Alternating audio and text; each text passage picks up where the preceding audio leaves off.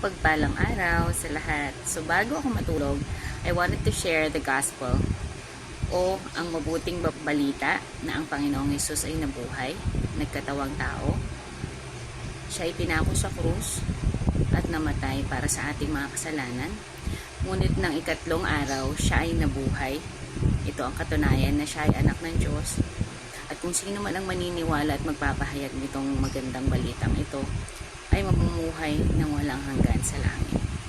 Sinabi rin sa New Testament sa John 14 verse 6 na ang Panginoong Hesus ang daan, ang katotohanan at ang buhay, at walang makakapunta sa Diyos Ama kundi sa pamamagitan niya. So that's the good news, the gospel. So huwag tayong mahihiyang i-share ang gospel, and always read your Bible to know more about Jesus. God bless all.